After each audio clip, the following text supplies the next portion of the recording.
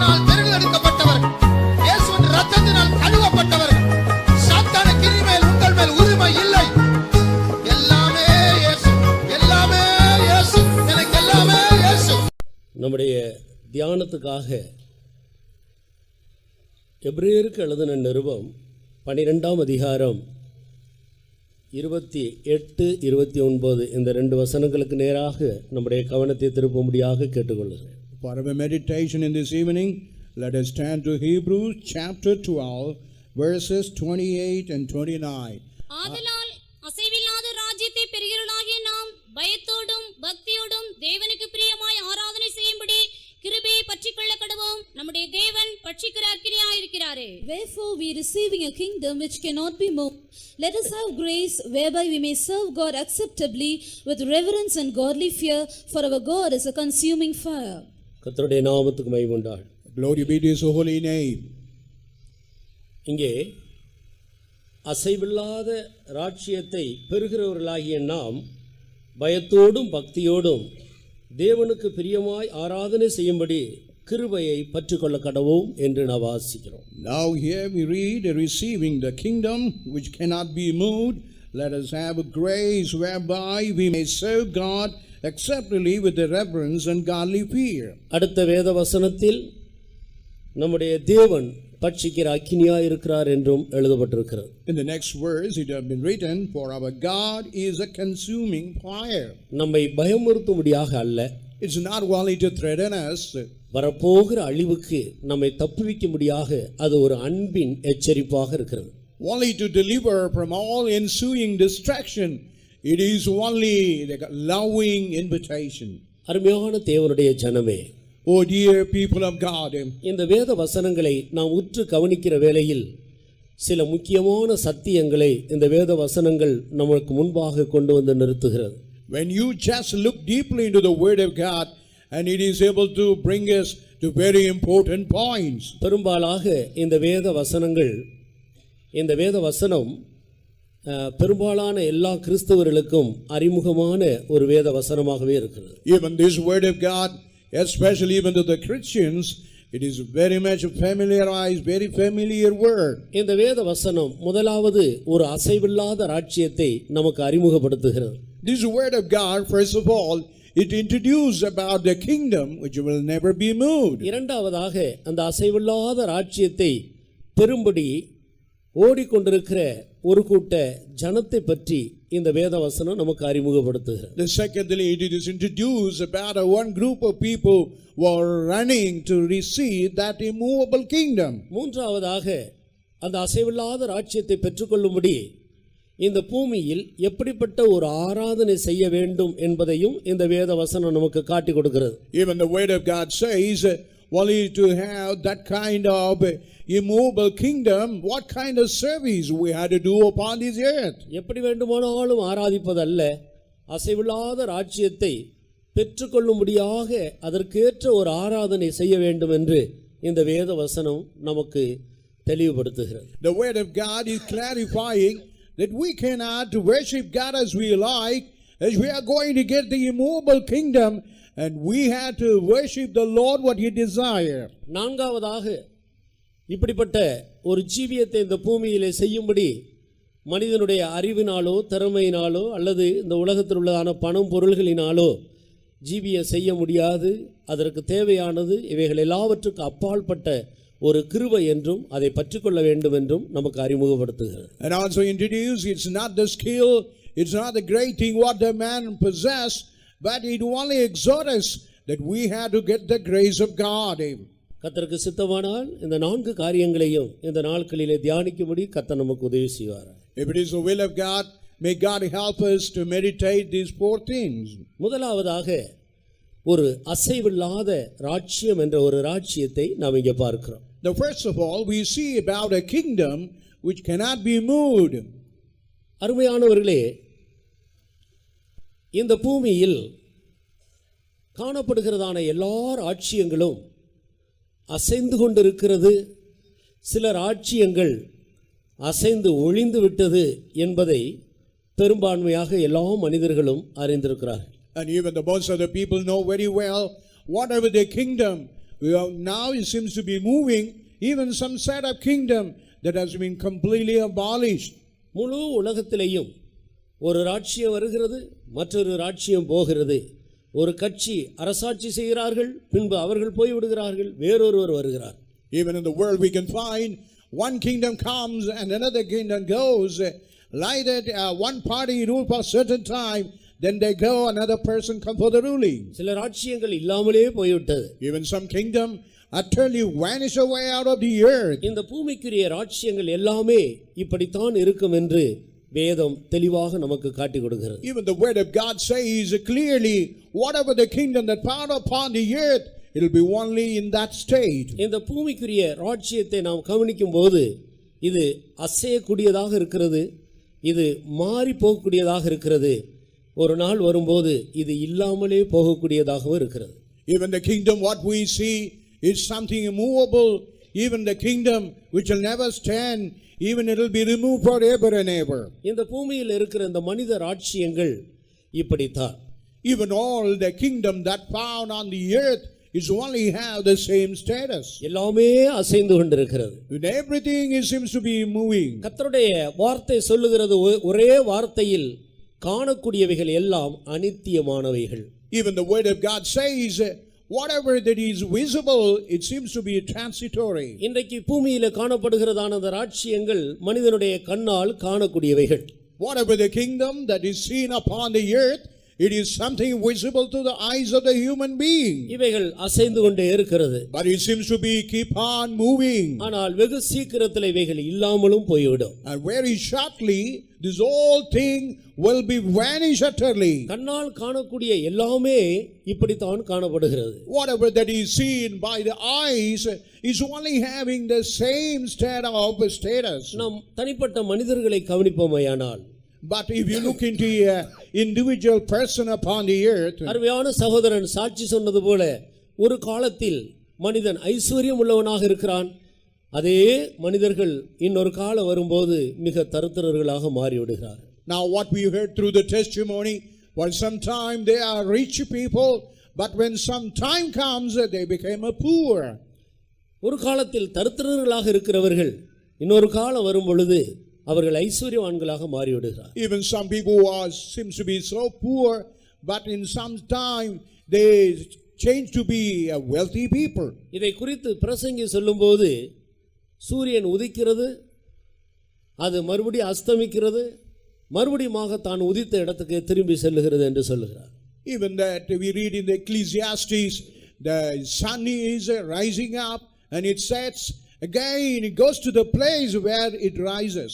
காற்று ஒரு திசையிலிருந்து மற்றொரு திசையை நோக்கி அடிக்கிறது, மறுபடியும் அங்கிருந்து அதே திசைக்கு திரும்பி வருகிறது, இப்படி சுற்றி சுற்றி கொண்டே வருகிறது என்று சொல்லுகிறார். And also he says that the wind is blowing in one direction, again is blowing in the same direction and go back in such a way, and it is going on and circulating upon the earth. பூமியிலே ஒரு சந்ததி வருகிறது, மற்றொரு சந்ததி ஒளிந்து போகிறது. But even upon the earth, one seed comes, another seed completely utterly abolished. நமக்கு முன்பாக எத்தனையோ கூட்ட ஜனங்கள் இந்த பூமியிலிருந்து போய்விட்டார். Even before our eyes, one group of people, they all been wiped away, removed away. இன்றைக்கு நாம் இந்த பூமியிலே ஜீவித்துக் கொண்டிருக்கிறோம். But only we happen to be living upon this earth. இன்னும் சில வருடங்கள் கழிந்து போகுமானால் இங்க இருக்கிற ஒருவர் கூட இங்க இருக்க மாட்டோம். If some years pass away, even whoever found here, they will never be seen. இப்படி ஒரு கூட்டம் நடந்தால் வேறொரு சந்ததி இந்த இடத்தை நிரப்பும். Even if at all any meeting occur in the place, some other generation, they will fill this place. இப்படி எல்லாமே இந்த பூமியில் காணக்கூடிய அனைத்தும் அது அசையக்கூடியதாக அழிந்து போகக்கூடியதாகவே இருக்கு. Whatever that I have seen upon the earth, visible upon the earth, all seems to be destructive and all going to be destroyed. இந்த சூழ்நிலையின் மத்தியில் தான் ஆண்டவர் ஒரு அசைவில்லாத ராஜ்யத்தை மனுக்குலத்துக்கு அறிமுகப்படுத்துகிறார். But only in these circumstances, God is introducing about an immovable kingdom to the human race. அது இன்றைக்கு காணக்கூடாத ஒரு ராஜ்யமாக இருக்கிறது. But it is something seems to be like an invisible kingdom where no one able to see. அது ஒருபோதும் அசையாது. But that kingdom will never move. அது என்றென்றைக்கும் நிலைத்திருக்கக்கூடிய ஒரு நித்திய ராஜ்யம் என்று ஆண்டவர் சொல்லுகிறார். And the Lord God say it is the kingdom that going to stand forever and ever. அவருடைய ராஜ்யத்துக்கு முடிவே இராது. And the kingdom of God will never have an end to that. அது நித்திய காலமாக நிலைத்திருக்கக்கூடிய ராஜ்யமாக இருக்கிறது. And it is a kingdom that going to last forever and ever. அருமையானவர்களே, Oh dear beloved. இப்படி ஆண்டவர் ஒரு அசைவில்லாத ராஜ்யத்தை இன்றைக்கு மனுக்குலத்துக்கு அறிவித்துக் கொண்டே வருகிறார். And the Lord God is proclaiming about the immovable kingdom to the human race. இந்த அசைவில்லாத ராஜ்யத்தை பெரும்படியாகத்தான் இந்த பூமியில் ஆண்டவர் மனிதனை வைத்திருக்கிறார். Only to get that immovable kingdom, God has specially placed a man upon the earth. இந்த பூமியில் இருக்கிற ஒவ்வொரு மனிதனும் இந்த அசைவில்லாத ராஜ்யத்தை சுதந்திரிக்க வேண்டும், அங்கே இருக்கிற தேவனோடு யுகாயுகமாக இருக்க வேண்டும் என்றுதான் ஆண்டவர் மனிதன் மேல் ஒரு பெரிய நோக்கம் வைத்துக் கொண்டிருக்கிறார். And God is having a great plan about everyone, and everyone must even come into this immovable kingdom. பொதுவாக ராஜ்யங்கள் என்று நாம் பார்க்கும்போது வேதம் 6 விதமான ராஜ்யங்களை நமக்கு காட்டிக் கொடுக்கிறது. When we look into the kingdom, the word of God says about the 6 kingdoms. ஒன்று தூதர்களின் ராஜ்யம். The first, it is the kingdom of angels. கொலோசியர் 1 அதிகாரம் 16வது வசனத்திலே அதை குறித்து பொதுவாக எழுதப்பட்டிருக்கிறதை நாம் வாசிக்கிறோம். And we read in Colossians chapter 1 verse 16, generally it is written about those angels. இரண்டாவதாக சாத்தானின் ராஜ்யம் என்ற ஒரு ராஜ்யத்தை இயேசு கிறிஸ்துவே லூக்கா எழுதின சுவிசேஷம் 11 அதிகாரம் 18வது வசனத்தில் சொல்லுகிறார். I even look the gospel chapter 11 verse 18, Jesus himself is narrating about the kingdom of devil. வாசியுங்கள். சாத்தானும் தனக்குத்தானே விரோதமாய் பிரிந்திருந்தால் அவன் ராஜ்யம் எப்படி நிலை நிற்கும்? சாத்தானும் தனக்குத்தானே விரோதமாக பிரிந்திருந்தால் அவனுடைய ராஜ்யம் எப்படி நிலைத்திருக்கும்? Even if the Satan is divided against himself, also his kingdom stand.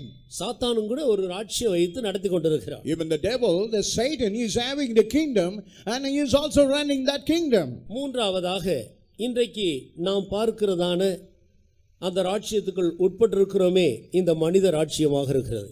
And the third kingdom, what we all be brought into the kingdom, that is the human kingdom.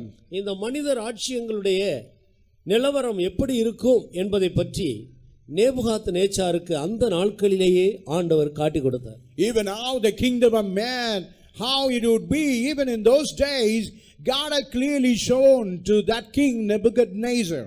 மனிதருடைய ராஜ்யங்கள் இந்த பூமியில் எவ்விதமாய் காணப்படும் என்று இனி வரப்போகிறதான ராஜ்யத்தின் நிலவரங்களை குறித்து அந்த நாட்களிலேயே நேபுகாத் நேச்சாருக்கு ஆண்டவர் தெளிவாக ஒரு சொப்பனத்தின் மூலம் அதை வெளிப்படுத்துகிறார். And God was revealing to Nebuchadnezzar what kind of kingdom would be upon the earth, how would it appear, and he was clearly showing through the dream. தானியேலின் புத்தகம் 5 அதிகாரம் 21வது வசனத்தை வாசியுங்கள். Daniel chapter 5 verse 21. அவர் மனுஷன் என்று தள்ளப்பட்டார், அவருடைய இருதயம் மிருகங்களுடைய இருதயம் போலாயிற்று, காட்டுக்கழுதைகளோடு சஞ்சரித்தார். உன்னதமான தேவன் மனுஷரின் ராஜ்யத்தில் ஆளுகை செய்து தமக்கு சித்தமானவனை அதன் மேல் அதிகாரியாக்குகிறார் என்று அவர் உணர்ந்து கொள்ள மட்டும் மாடுகளைப் போல் புல்லை மேய்ந்தார். அவருடைய சரீரம் ஆகாயத்து பனிலே நனைந்தது. And he was driven from the sons of men, and his heart was made like the beasts, and his dwelling was with the wild asses. They fed him with grass like oxen, and his body was wet with the dew of heaven, till he knew that the Most High God ruled in the kingdom of men, and that he appointeth over it whomsoever he will. உன்னதமானவர் மனிதருடைய ராஜ்யங்களின் மேல் ஆளுகை செய்து கொண்டிருக்கிறார். The Most High God rules in the kingdom of men. அது இன்றைக்கு இருக்கிற எத்தனையோ ராஜாக்களுக்கு அது விளங்காமல் தெரியாமல் இருக்கிறது. Even today, the monarchs, the kings, and they are not able to understand about it. உயர்ந்தவன் மேல் உயர்ந்தவன் காவலாளியாக இருக்கிறார். எல்லாருக்கும் மேலே உயர்ந்தவர் ஒருவர் உண்டு. And even the exalted man, he seems to be like a god, and above all there is God.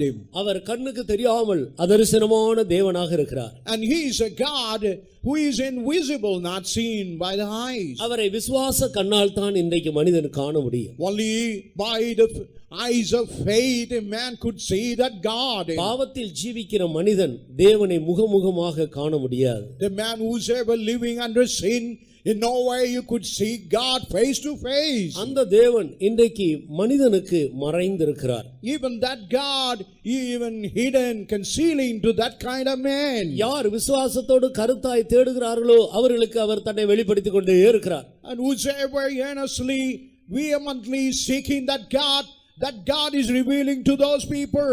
ஆனால் இந்த பூமியில் உள்ள ராஜாக்கள் தங்களுக்கு மேல ஒரு பெரிய ராஜா உண்டு என்பதை அறியாதபடியினால் தாங்கள்தான் எல்லாவற்றுக்கு எல்லாம் என்று எண்ணிக்கொண்டிருக்கிறார்.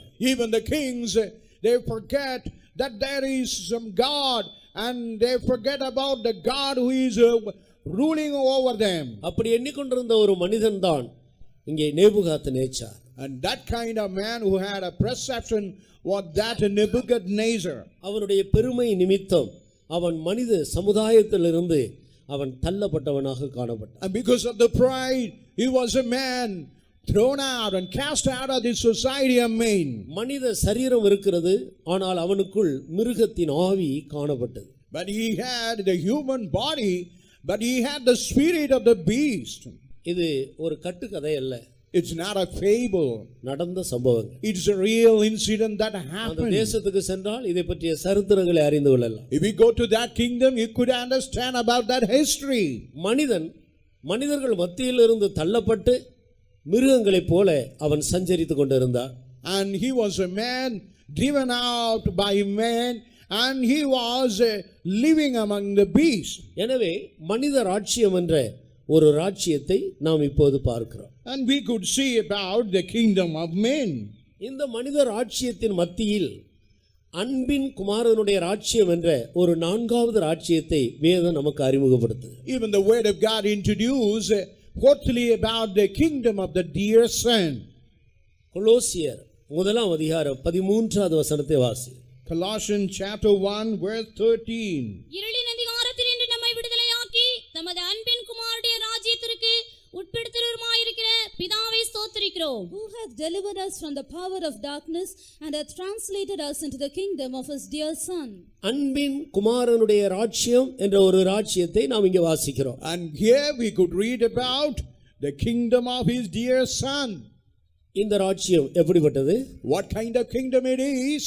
இதே மனிதர்கள் மத்தியில் ஒரு மனிதன் எல்லாவற்றுக்கும் மேலான சர்வ வல்லமை உள்ள தேவனை அவன் விசுவாசித்து அவருக்கு தன்னை ஒப்பு கொடுக்கும் போது அந்த மனிதனை ஆண்டவர் அவருடைய இரத்தத்தினால் கழுவி அவனை சுத்திகரித்து தன்னுடைய ஆவியினால் அவனை அபிஷேகம் பண்ணுகிறார். And when man believed that God, and while he believed, God is cleansing and making his sins to be forgiven.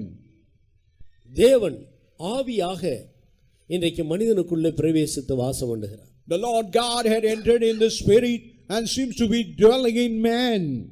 அசுத்த ஆவி பிடித்த சில மனிதர்களை நாம் பார்க்கிறோம். And we could see about the people who are possessed with unclean spirit.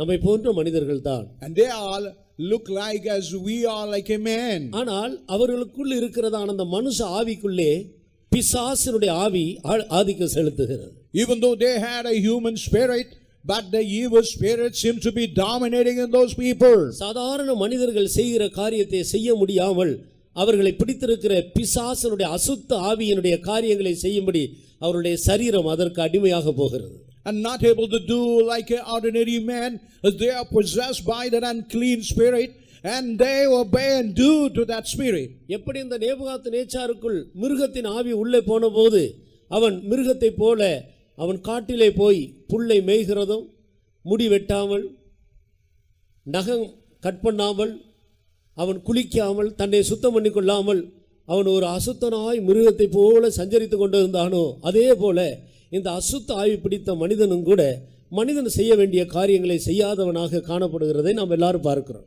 And even the people who are possessed with unclean spirit, even the Nebuchadnezzar, and he was going into the jungle and forest, and he was eating the grass, and he never cut his hair, and all his nails have been grown, and he was like that beast. அசுத்த ஆவி பிடித்த மனிதர்கள் பல்லு விளக்குறது இல்ல.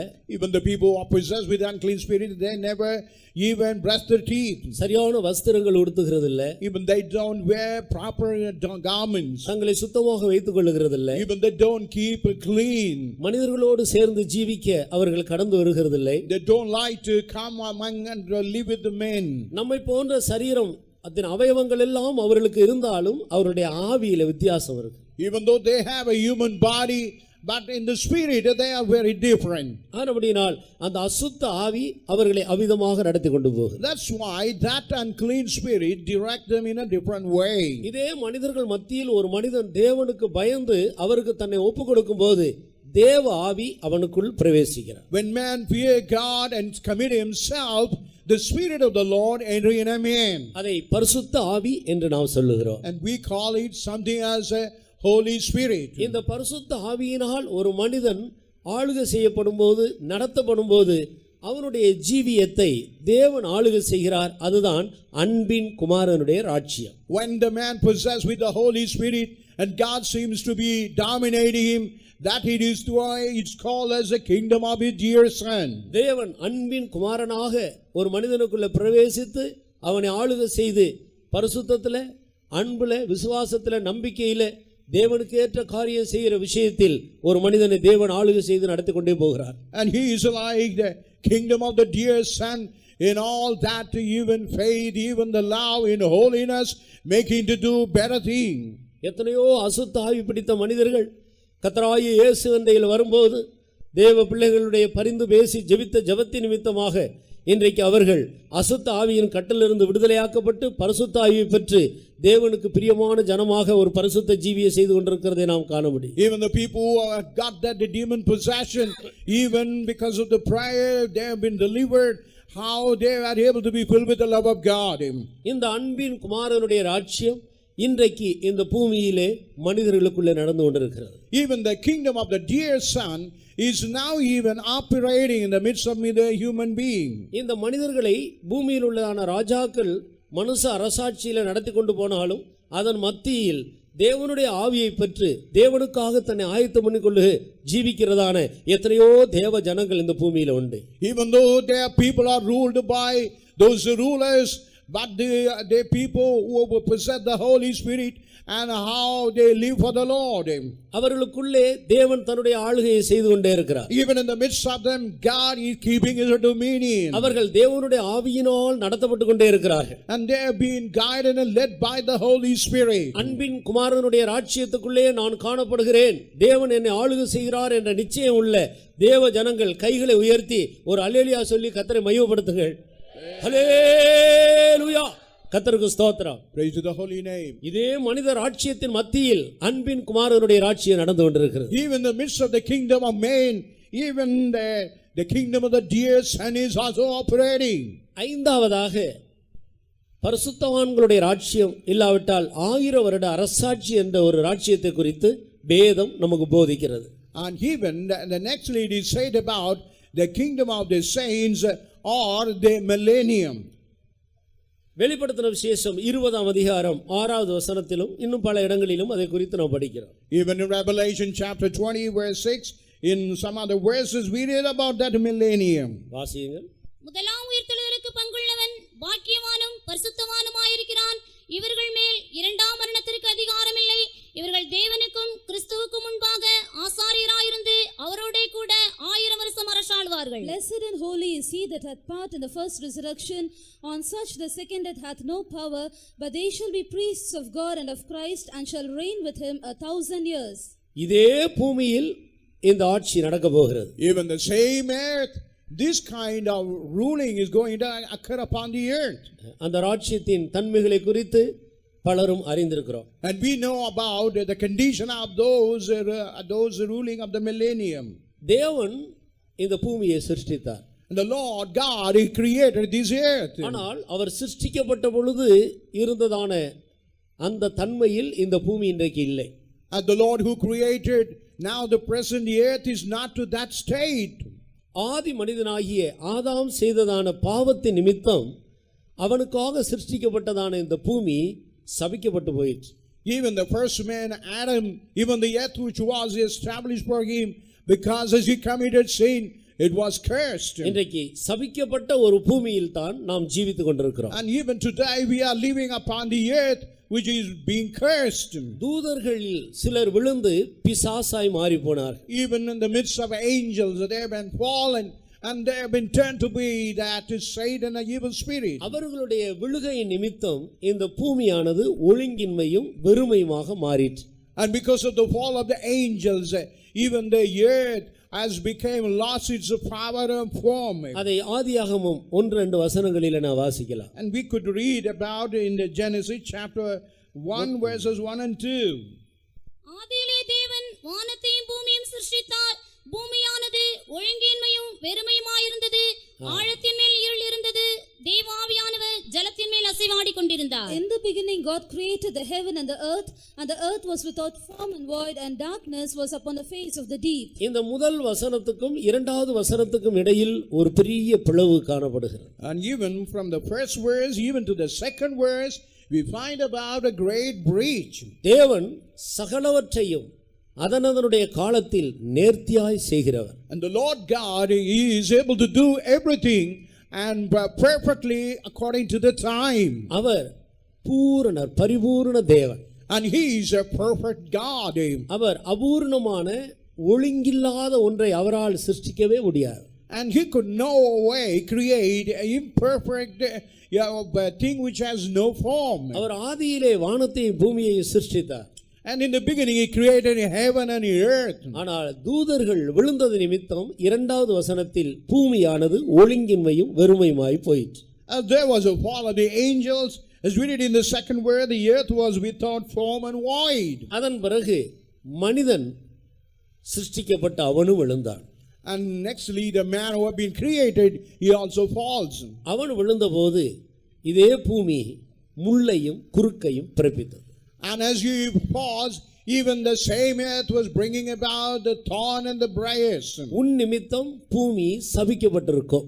And even the earth would be cursed because of you.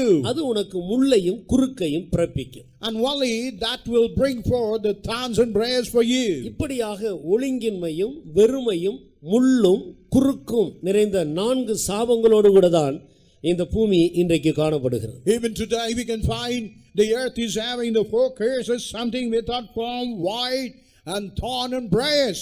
இந்த சபிக்கப்பட்ட பூமியில் தான் இன்றைக்கு நாம் ஜீவித்துக் கொண்டிருக்கிறோம். Only we are living upon the earth which seems to be cursed. ஆனால் இதே பூமியில் உள்ளதான சாபங்கள் நீக்கப்பட்டு இதே பூமி ஆசீர்வதிக்கப்பட்ட பூமியாக ஒரு நாள் மாறப் போகிறது. Even all the curses are going to be removed away. The same earth going to be changed as a blessed one. அன்றைக்கு தேவனுக்கு பயந்து அவருக்கு பிரியமாய் ஜீவித்ததான ஒரு கூட்ட ஜனங்கள் இந்த பூமியை அரசாட்சி செய்வார்கள். The people who ever fear the Lord, that one group of people will be ruling this earth. அவர்கள் இந்த பூமியில் 1000 வருடம் அரசாட்சி செய்வார்கள். And those people, they will be ruling upon for 1000 years. கர்த்தராகிய இயேசு அன்றைக்கு ராஜாதி ராஜாவாக எருசலேமிலே வீற்றிருப்பார். And the Lord Jesus Christ, He'll be seated in Jerusalem as a King of Kings. பூமி எங்கும் அவருடைய பரிசுத்தவான்கள் ராஜாக்களாக பிரபுக்களாக வைக்கப்படுவார். And even all the earth, the people of God, they would be kept as a king and princess. 1000 வருடத்துக்கு அசைக்கப்படாத ஒரு நீதியுள்ள அரசாட்சி இதே பூமியில் நடக்க போகிறது. Even for 1000 years, unshakable, that kind of kingdom going to be established upon the earth. அதைத்தான் 1000 வருட அரசாட்சி இல்லாவிட்டால் பரிசுத்தவான்களுடைய ராஜ்யம் என்று நாம் அறிந்து கொள்கிறோம். That what we know able to understand, it is the 1000 years reign, it is the kingdom of the saints. ஆறாவதாக நித்திய ராஜ்யம் இல்லாவிட்டால் தேவனுடைய ராஜ்யம் இல்லாவிட்டால் பரலோக ராஜ்யம் என்ற ஒரு ராஜ்யத்தை குறித்து நாம் படிக்கிறோம். And we read about sixthly about the eternal kingdom, which is called the kingdom of God or the kingdom of heaven. அந்த ராஜ்யம் வரும்போது இந்த பூமியில் உள்ள ஒன்றும் இந்த பூமி இங்கே இருக்காது. And when that ruling come upon, the earth will never be remaining in the same state. இப்பொழுது காண்கிற இந்த வானமும் இருக்காது. Even what we see the heaven, the sky, this will also never be visible. இப்பொழுது காண்கிற இந்த சமுத்திரமும் இல்லாமல் போய்விடும். Even what we see, the sea, the ocean will disappear.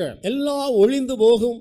ஆண்டவர் எல்லாவற்றையும் புதிதாக சிருஷ்டிப்பார். And everything will vanish away, and God will newly create everything. அது ஒருபோதும் அசையாது. And that will never be moving. அது என்றென்றைக்கும் சதா காலங்களில் நிலைத்திருக்கக்கூடியதாக இருக்கும். And it will be for everlastingly going to last long. அதற்கு பேர் புதிய பூமி, புதிய வானம், புதிய எருசலேம், சியோன் என்று அழைக்கப்படுகிறது. And they are being called as a new heaven, new earth, new Jerusalem and Zion. வெளிப்படுத்தின விசேஷம் 21ஆம் அதிகாரம் 1வது வசனத்துக்கு கவனத்தை திருப்புங்கள். And let us turn our attention to the Revelation chapter 21 verse 1. பின்பு நான் புதிய வானத்தையும் புதிய பூமியும் கண்டேன். முந்தின வானமும் முந்தின பூமியும் ஒழிந்து போயின, சமுத்திரமும் இல்லாமற் போயிற்று. And I saw a new heaven and a new earth, for the first heaven and the first earth were passed away, and there was no more sea. கர்த்தருக்கு சித்தமானால் இனி வருகிற நாட்களில் அதை குறித்து நாம் சற்று விளங்கி படிக்க கர்த்தர் அனுமதித்தால் விளங்கி படிக்கலாம். If it is the will of God in the coming days, and if you want to learn elaborately, and we could learn it. புதிய வானத்தையும் புதிய பூமியையும் புதிய எருசலேமையும் ஆண்டவர் சிருஷ்டிக்கிறார். And God is creating new heaven and new earth and new Jerusalem. இது அல்லாத ஒரு நித்திய நரகம் என்கிறதான இன்னொரு இடமும் அந்த நாட்களிலே காணப்படுகிறது. Even apart from all that, there will be a everlasting hell of fire also will be seen. அதுவும் நித்தியமாக காணப்படும், அதுவும் அசையாது அழியாது. And that is going to be everlasting, that will not be shaken, it will not be movable. ஏன் அன்பான தேவன் அப்படி ஒரு இடத்தை சிருஷ்டித்தார்? Why that loving God had created such kind of thing? அதைத்தான் எபிரேயருக்கு எழுதின நிருபம் 12ஆம் அதிகாரம் 29வது வசனத்தில் நான் வாசிக்கிறோம். In Hebrew chapter 12 verse 29 we read about that. நம்முடைய தேவன் பட்சிக்கிற அக்கினியாய் இருக்கிறாரே. For our God is a consuming fire. 28வது அன்பின் எச்சரிப்புக்கு கீழ்ப்படியாமல் தேவனை மறுதலித்து, இல்லாவிட்டால் தேவன் இல்லை என்று சொல்லி அவருக்கு பிரியமில்லாமல் ஒரு அருவருப்பான வாழ்க்கையை இந்த பூமியிலே செய்தவர்கள் போய் சேருகிற ஒரு இடம்தான் இந்த நித்திய நரகம். Now it is eternal fire, even the God who is allowing, but the people who ever do abomination, they will go to that place. மத்தேயு சுவிசேஷம் 25ஆம் அதிகாரம் 41வது வசனம் அதை தெளிவுபடுத்துகிறது. Even Matthew chapter 25 verse 21, it clarifies those things. வாசி. அப்பொழுது இடது பக்கத்தில் நிற்பவர்களை பார்த்து, அவர் சபிக்கப்பட்டவர்களே, என்னை விட்டு பிசாசுக்காகவும் அவன் தூதர்களுக்காகவும் ஆயத்தம் பண்ணப்பட்டிருக்கிற நித்திய அக்கினியிலே போங்கள். Then shall he say also unto them on the left hand, Depart from me, ye cursed, into everlasting fire, prepared for the devil and his angels. அருமையானவர்களே, ஒரு கூட்ட ஜனங்களை பார்த்து ஆண்டவர் சொல்லுகிறார், சபிக்கப்பட்டவர்களே, நீங்கள் சாத்தானுக்காகவும் அவனுடைய தூதர்களுக்காகவும் ஆயத்தமாக்கப்பட்ட அந்த நித்திய அக்கினிக்குள்ளே போங்கள் என்று சொல்லுகிறார். And God is saying to the one group of people, you cursed, and into the everlasting fire, and prepare for the devil and his angels. இந்த இடத்தில் நான் உற்று கவனிக்கும் போது தேவன் எவ்வளவு அன்புள்ளவர் என்பதையும் கூட இந்த வேத வசனம் நமக்கு காட்டி கொடுக்கிறது. When you just look keenly, the word of God clarify how our God is a loving God.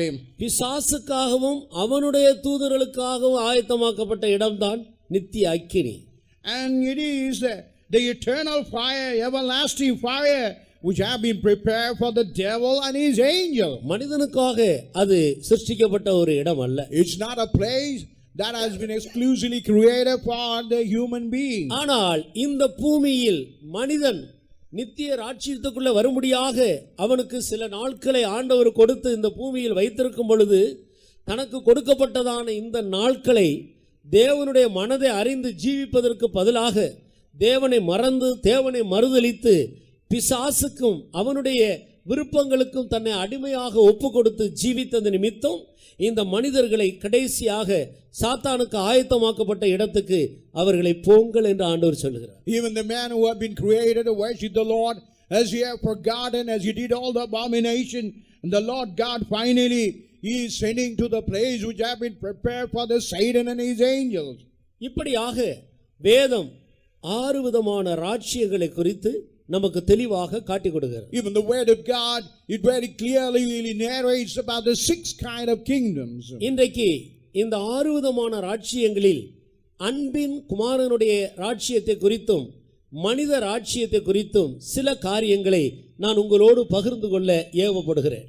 Even today I have been persuaded, I wanted to share something about the kingdom of man and the kingdom of your dear son. அருமையான நண்பர்களே, Oh dear friends, அருமையான தேவனுடைய பிள்ளைகளே, oh dear children of God, தேவனுடைய அன்பை இந்த சாயங்கால வேளையில் சற்று நாம் சிந்திப்போமாக. let's meditate about the love of God in this evening. ஒரு பக்தன் இவ்விதமாக சொன்னான். One godly man, devotee, he says in this way, ஆண்டவருடைய அன்பை வர்ணிக்கிற வேளையில் while he was claiming about the love of God, இந்த பூமியில் இருக்கிறதான எல்லா மரத்தினுடைய கிளைகளையும் நான் பிரஷ்ஷாக எடுத்துக்கொள்ளுகிறேன். and I take all the branches even upon the earth, I take it something like a brush.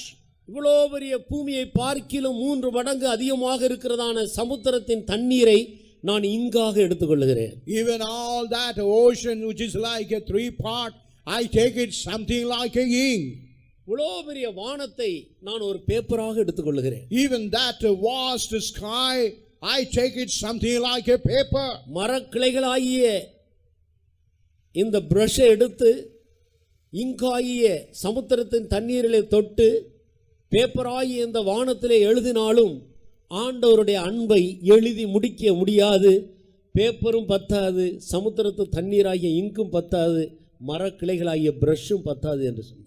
Even I say he's only to write about the love of God, keeping all the brushes of the branches of the earth, taking the sea as a ink, even writing upon the paper of the sky, even there won't be no water, even the brush will completely water to write about the love of God. ஆண்டவருடைய அன்பு மனிதனுடைய அறிவுக்கு எட்டாத ஒன்றாக இருக்கிறது. Even the love of God, which is something not able to touch even the mind of a man. வேதம் தேவன் அன்பாகவும் இருக்கிறார் என்று சொல்லாமல் அன்பாகவே இருக்கிறார் என்று சொல்லுகிறது.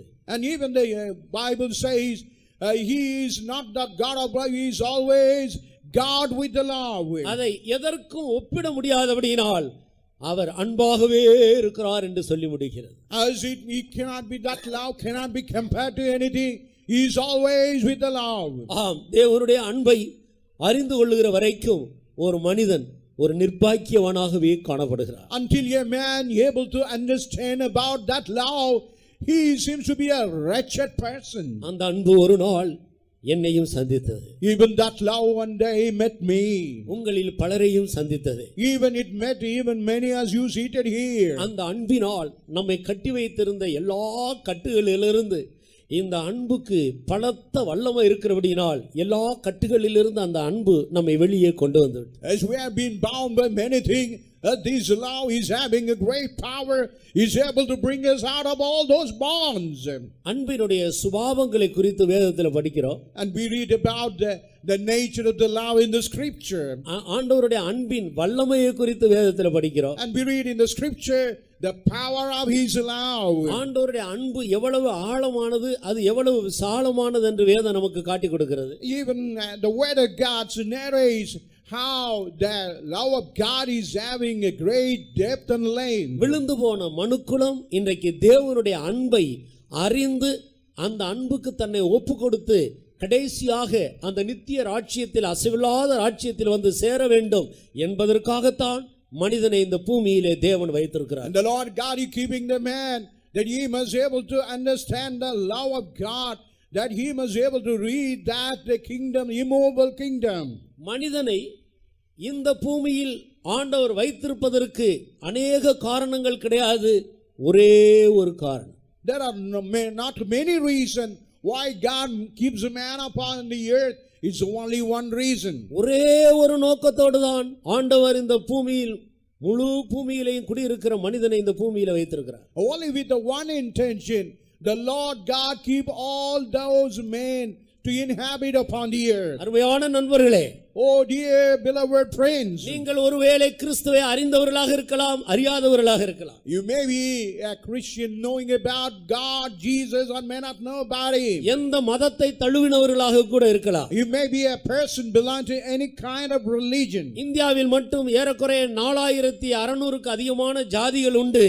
எந்த ஜாதியை சேர்ந்தவர்களாக இருக்கலாம். Even in India, we have more than 4,600 castes and community may belong to any kind of that. 1600க்கு அதிகமான பாஷைகள் உண்டு.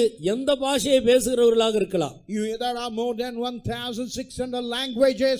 You may belong to any kind of those languages. அவ்வளவு பேரையும் ஆண்டவர் இந்த பூமியில வைத்திருப்பதற்கு அநேக நோக்கம் கிடையாது, ஒரே ஒரு நோக்கம். Why God keep those people upon the earth is not the many reasons, so only one reason.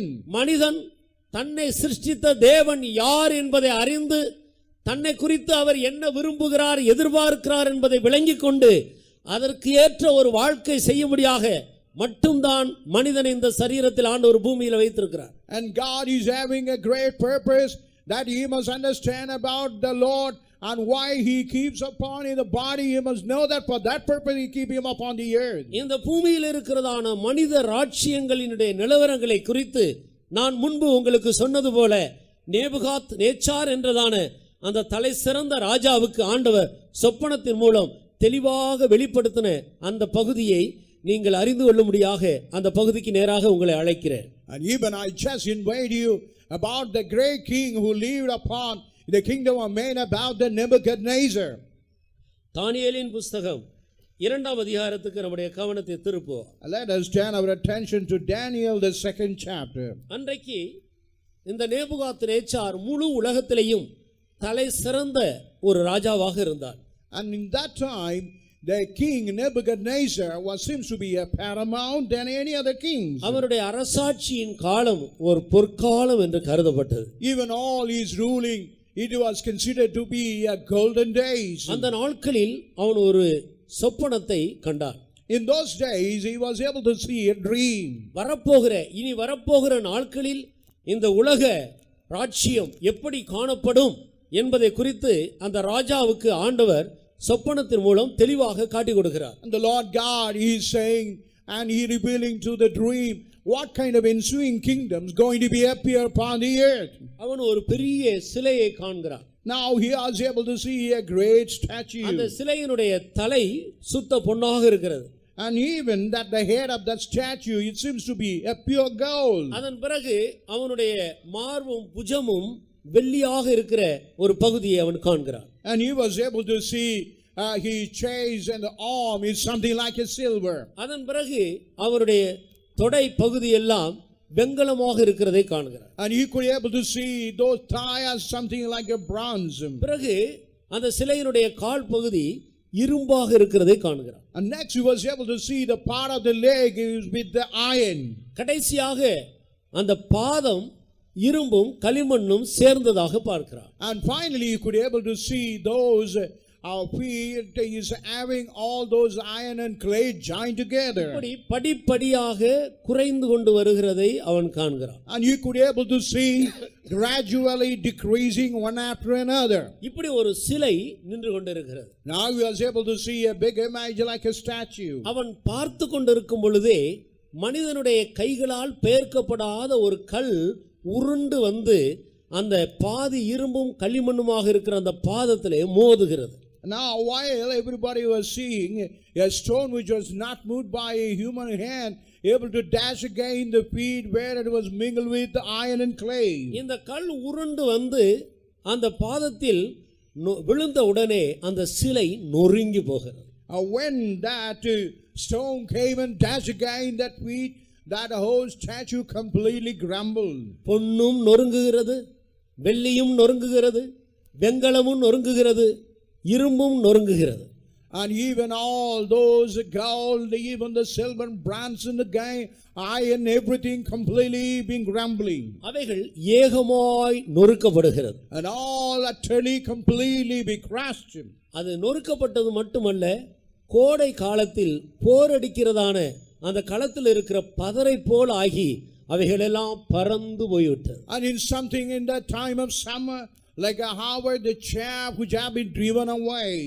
அவைகளுக்கு ஒரு இடம் காணப்படாதபடிக்கு அவைகளெல்லாம் காற்றினால் அடித்து கொண்டு போகப்படுகிறது. அவைகளை கண்ணால் காணவே முடியவில்லை. And something which had been carried out by the wind, it was being carried away, not seen by the eyes. இப்படி பார்த்து கொண்டு இருக்கும் பொழுது என்ன சம்பவித்தது? While he was seeing what happened, அந்த சிலையை மோதினதான இந்த கல்லோ பெரிய பர்வதமாக மாறிவிட்டது. even what it dashed against the image, the statue that turned to be a mass stone, அது பூமியை எல்லாம் நிரப்பிற்று. and it really filled the whole earth. இப்படி ஒரு சொப்பனத்தை அவன் கண்டு விழித்து கொண்டான். When he got the dream, he was awakened. ஏதோ சொப்பனமும் கதைகளும் பேசிக்கொண்டிருக்கிறோம் என்று யாரும் யோசிக்க கூடாது. You should not think we are speaking about a story about a dream. இவைகள் சொப்பனம் போல கதையை போல காணப்பட்டாலும் இதற்குள்ளே ஆழமான அசையாத சத்தியங்கள் இருக்கிறது என்பதை நாம் விளங்கிக் கொள்ள வேண்டும். We had to understand, even though we speak about like a dream, like a story, but there is immovable truth is lying behind it. இப்படி ஒரு பெரிய பர்வதமாக இவைகள் காணப்பட்டது. Now it appeared like a huge mountain. அருமையான தேவனுடைய ஜனமே, Oh dear people of God, இந்த பெரிய பர்வதம் தான் நான் முன்பு உங்களுக்கு சொன்னது போல காணப்படுகிறதான வரப்போகிறதான இந்த பூமியில் சம்பவிக்க போகிற 1000 வருட அரசாட்சி. that's what I say, the great mountain which is going to come, and that is the 1000 years, a millennium. இந்த மனித ராஜ்யங்களுக்கெல்லாம் வெகு சீக்கிரத்தில் ஒரு முடிவு வரப்போகிறது. Even all the kingdoms are made, and shortly it is going to see an end. இதனுடைய அர்த்தம் தெரியாமல் இந்த ராஜா கலங்கி காணப்படுகிறார். As he was not able to know the interpretation, he was greatly troubled in heart and mind. கடைசியாக பாபிலோனில் உள்ள எல்லா ஞானிகளுக்கும் இந்த சொப்பனத்தை அர்த்தத்தை சொல்லும்படியாக அவர்களுக்கு ஒரு அறிவிப்பு விடுக்கப்பட்டது. Now he had given information to all the wise people found in Babylon to give interpretation for the dream. பாபிலோனில் உள்ள அந்த கல்தேய தேசத்தில் உள்ளதான ஞானிகளுக்கு அதை அறிவிக்க கூடாமல் போயிற்று. And even it was not able to interpret by those Babylonian, those wise people. நீங்கள் சொப்பனத்தை சொல்லும் ராஜாவே, நாங்கள் அர்த்தத்தை சொல்லுகிறோம் என்று சொல்லுகிறார். And they were saying, "O king, you tell the dream and he will give the interpretation." ராஜா சொல்லுகிறான், இல்லை, காலதாமதம் பண்ணுகிறீர்கள். நீங்கள் இதனுடைய சொப்பனத்தையும் அர்த்தத்தையும் சொல்லாவிட்டால் நீங்கள் எல்லாரும் கொலை செய்யப்படுவீர்கள், உங்களுடைய வீடுகள் எருக்களங்களாக்கப்படும். And now the king says, "You are delaying. You had to tell the dream and the interpretation. If not, the whole house will be destroyed and made as a dunghill." கடைசியாக அவர்களுக்கு சொல்ல முடியவில்லை. ராஜாவினிடத்தில் பிறந்த கட்டளை நிறைவேற்றப்பட வேண்டிய நேரம் வந்துவிட்டது. Even the time is approaching near, which was commanded by the king to be fulfilled upon those people. அங்கே ஒரு தேவனுடைய மனிதன் இருந்தார். But in that place there was a one man of God. முழு பாபிலோனும் பாவத்தில் முழுகி தங்களுடைய விருப்பம் போல ஜீவித்துக் கொண்டிருக்கிற அந்த நாட்களில் ஒரு மனிதன் தேவனுக்கு பயந்து தேவனுடைய விருப்பத்தை செய்கிறவனாக காணப்படுகிறார். Even the whole Babylonia was filled with all kind of sin, but there was a one man of God who feared the Lord. கர்த்தருக்கு பிரியமானவன் பாபிலோனிலே தேவசித்தம் செய்கிறார். And the man who was beloved to the Lord, even in that the Babylonian kingdom, was doing God's will. தேவனுக்கு பிரியமாக நடக்கிற ஒரு மனிதன் இருந்தால் எந்த சூழ்நிலையிலும் எந்த இடத்திலேயும் தேவன் அவனோடு கூட இருந்து அவனை நடத்தி கொண்டிருக்கிறார். And wherever man is pleasing to the Lord, wherever he might be, God would be guiding that kind of person. சூழ்நிலைகள் சரியில்லை என்று சொல்லி நாம் தேவனுடைய விருப்பத்துக்கு மாறாக ஜீவிக்க முடியாது. As their circumstances is not right, we cannot live controversially to that. எந்த இடத்திலேயும் தேவனுக்காக ஜீவிக்கும்படி தேவன் தம்முடைய ஜனங்களை எழுப்பி பலப்படுத்திக் கொண்டே வருகிறார். Whatever the pride, God is raising the people so that they might could live for the Lord. இந்த மனிதன் நாள்தோறும் தேவனோடு சஞ்சரித்துக் கொண்டே இருக்கிறான். But this man, all through the day, he was walking with the Lord. இவன் ராஜாவினுடைய பிரதானியினிடத்தில் அவகாசம் கேட்டுக்கொண்டு ராஜாவை சந்திக்கிறான். And even getting even the occasion of the ruler and able to see the king. எனக்கு சமயம் கொடும், நான் இந்த சொப்பனத்தையும் அர்த்தத்தையும் சொல்லுகிறேன். And give me time and I could tell the dream and even the interpretation. சமயம் கொடுக்கப்பட்டது. Even the time was given to him. அவன் ராக்காலத்தில் தேவனை நோக்கி ஜெபிக்கிறான். And during the night time we were praying to the Lord. ஆண்டவர் அந்த மனிதனுக்கு ராஜாவினுடைய நினைவில் ஏற்பட்ட அந்த சொப்பனத்தையும் அதனுடைய அர்த்தத்தையும் தெளிவாக காட்டி கொடுக்கிறார். And God is revealing what was found in the mind of that dream and even the interpretation of the king.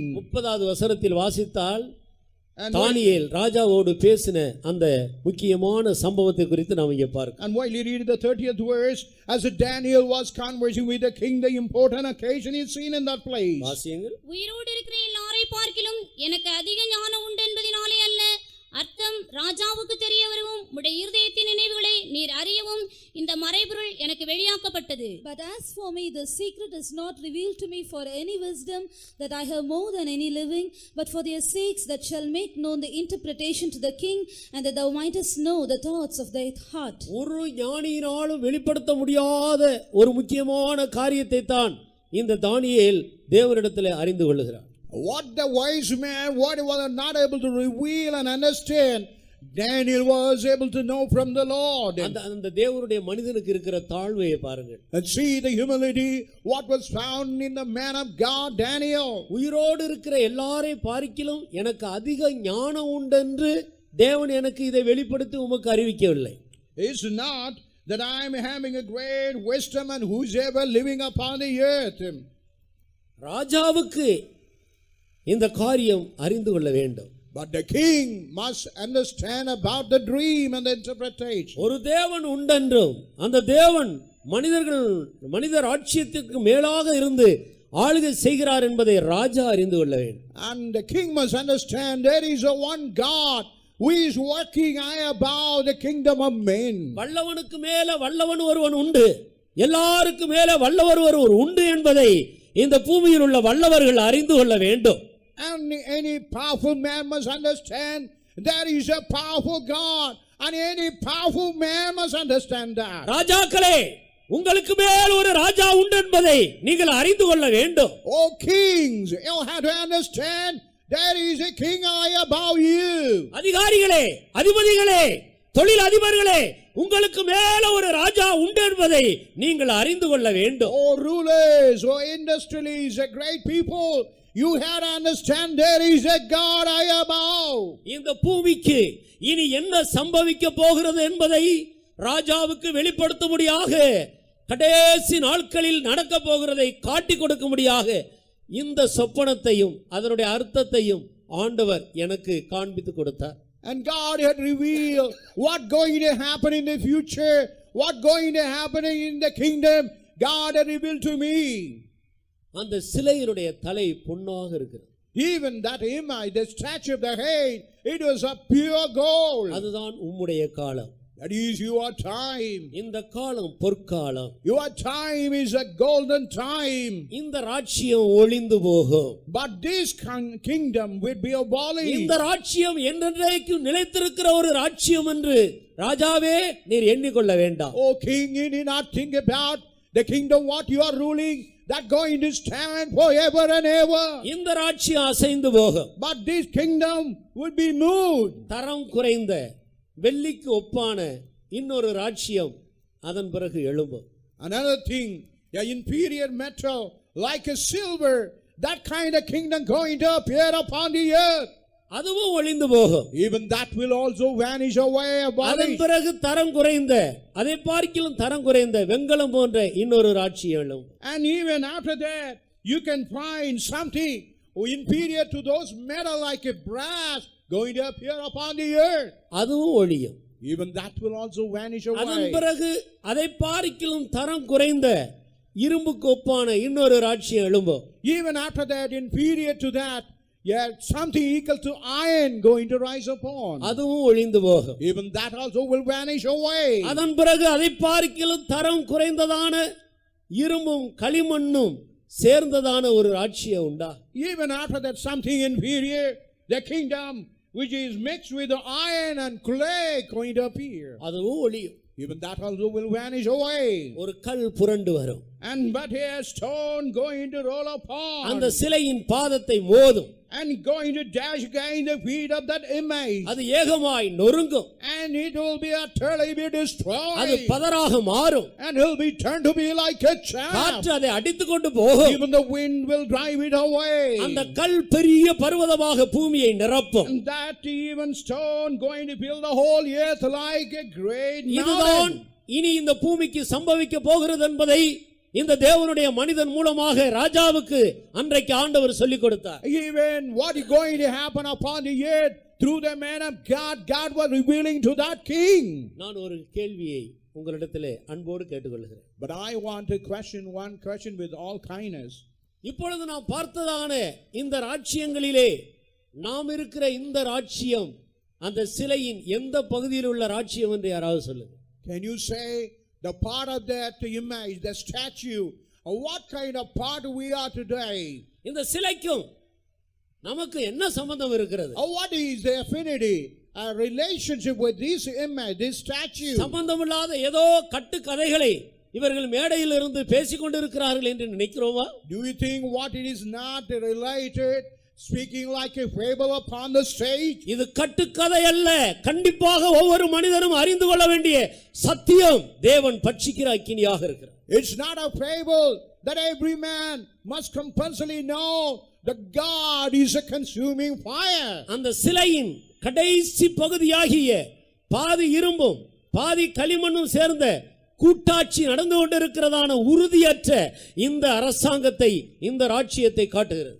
Is only speaking about even the kingdom which is having coalition, which is mixed with the clay and iron. It only reveal about the present government. மற்ற ராஜ்யங்கள் எல்லாம் ஏற்கனவே இந்த பூமியை ஆளுகை செய்து ஒளிந்து போயிற்று. அருமையானவர்களே, Oh dear beloved, all the kingdoms, they ruled and vanished away from the face of the earth. நீங்கள் சரித்திர புத்தகத்தை எடுத்து படித்தால் அதை நன்றாக விளங்கிக் கொள்ளலாம். When you take the history book, you can understand all these things very clearly. எல்லா ராஜ்யங்களும் ஒளிந்து போயிற்று. And all the kingdoms vanish away. சொப்பனம் எவ்வளவு நிச்சயம் உள்ளதாக இருக்கிறது. See how the dream is something very sure. அதனுடைய அர்த்தம் எவ்வளவு தெளிவுள்ளதாக இருக்கிறது. How those meaning interpretations. வானமும் பூமியும் ஒளிந்து போகும், தேவனுடைய வார்த்தையின் ஒரு உறுப்பு கூட ஒளியாது. Even the heaven and the earth will pass away. Even the jolt of the earth, the word of God will never pass away. பல நூற்றுக்கணக்கான வருடங்களுக்கு முன்பாக காண்பிக்கப்பட்ட இந்த சொப்பனம் இன்றைக்கு எவ்வளவு தெளிவாக நம் மத்தியிலே நம்முடைய காலத்தில் நிறைவேறிக் கொண்டிருக்கிறதை சிந்தித்து You பாருங்கள். just think about what it was shown a century back, how clearly that is occurring even in the present time. இரும்பும் களிமண்ணும் ஒன்றாக இருந்தாலும் ஒன்றோடு ஒன்று ஒட்டாதது போல, As iron and clay, even though they seem to be united, they never join together. பலர் சேர்ந்துதான் இன்றைக்கு ஒன்றாக கூட்டாட்சி அமைக்கிறார்கள். ஆனாலும் இருதயத்தில் ஒருவரோடு ஒருவர் ஒட்டிக் கொள்ளுகிறதில்லை. Even all join together making a coalition government, but in the heart they are not able to unite it, not join together. நொறுங்கி போகிற ஒரு அரசாட்சியின் காலத்தில் நாம் வந்திருக்கிறோம். And we have come to a time where it going to be grumble, going to be made into powder. மிக பலவீனமான ஒரு அரசாட்சியின் காலத்தில் வந்திருக்கிறோம். And we have come to a very weak governing power kingdom. அசையக்கூடிய, அழியக்கூடிய, இல்லாமல் போகக்கூடிய ஒரு காலத்திலே நாம் வந்திருக்கிறோம். And we have come to a period of time where it could be moved and it could be destroyed. இன்னொரு காலம், இன்னொரு ராஜ்யம் இந்த பூமியிலே எழும்ப போகிறது என்று யோசிக்கிறீர்களா? Do you think about that some other kingdom going to rise upon? இன்னொரு காலம் இல்லை அருமையானவர்களே. Oh dear beloved, there is no other time for another kingdom. இதுதான் நாம் நித்திரையை விட்டு எழுந்திருக்கத்தக்க காலம். And this is the time we have to wake from all kind of sleep. சூரியனுக்கு கீழே ஒவ்வொரு மனிதனும் விழித்து சிந்திக்க வேண்டிய ஒரு காலம் தான் இந்த காலம். And as a man who is under the sun, it is the time where he must awake and to think about. வெகு சீக்கிரத்திலே ஒரு கல், மனிதனுடைய கையினால் பெயர்க்கப்படாத ஒரு கல் புரண்டு வரத்தான் போகிறது. And very shortly, even a stone which cannot be moved by the hand of a man going to roll upon. நீங்கள் ஏற்றுக்கொண்டாலும் சரி, ஏற்றுக்கொள்ளாவிட்டாலும் சரி, And whether you accept it, whether you don't accept it, சீக்கிரத்திலே மனிதனுடைய கையினால் பெயர்க்கப்படாத ஒரு கல் இந்த பூமியின் ராஜ்யத்தின் மேல் வந்து மோதத்தான் போகிறது. and very shortly, which cannot be cut out and moved by the hand of a man, going to dash again all the present government. இந்த மனித ராஜ்யங்கள் அனைத்தும் நொறுங்குண்டு போக போகிறது. All the kingdom of man going to be grumbled and shattered. அசைவில்லாத ராஜ்யத்தை தேவன் மனிதனுக்காக ஆயத்தம் பண்ணி கொண்டிருக்கிறார். And the Lord God is preparing a immovable kingdom for everyone. அந்த ராஜ்யத்துக்கு நேராக இந்த கடைசி நாட்களில் நம்முடைய முகங்களை, நம்முடைய மனதை திருப்புவோமாக. Let us even turn our faith, our mind, even to that immovable kingdom. அருமையான இயேசு முதலாவது இந்த பூமிக்கு வரும்போது தன்னுடைய மதுரமான வாயை திறந்து மதுரமான வார்த்தைகளை பொழிந்தார். Even Jesus Christ, who came upon the earth, as he opened his sweet mouth and spoke the sweet words. அவர் தன்னுடைய வாயை திறந்து முதலாவது சொன்ன வார்த்தை, மனம் திரும்புங்கள், பரலோக ராஜ்யம் சமீபமாக. When he opened his mouth, what he uttered, and you repent, for the kingdom of God is at hand. மனம் திரும்புங்கள், அசைவில்லாத ராஜ்யம் சமீபமாக இருக்கிறது. And repent, for the immovable kingdom is at hand. அசையக்கூடிய ராஜ்யத்தில் ஜீவிக்கிற அருமையானவர்களே, நீங்கள் மனம் திரும்புங்கள், அசைவில்லாத ஒரு ராஜ்யம் சமீபமாக இருக்கிறது. As you have found to be a movable kingdom, you have to repent. There is a immovable kingdom. மனம் திரும்புதல் என்றால் அதனுடைய அர்த்தம் என்ன? Or repent mean, what is the meaning?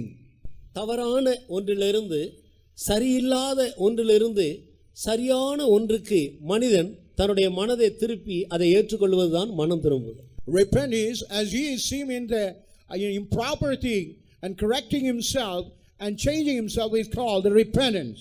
சரியில்லாத ஒன்று என்று அது விளங்கும் போது அதை விட்டு சரியான ஒன்றுக்கு நேராக தன்னுடைய மனதை திருப்பி மனதில் அதை பற்றி கொள்ளுகிறதற்கு பேர்தான் மனம் திரும்புதல். Whatever seems to be improper and leaving those things, unable to cling by his mind and heart, and that is called the repentance.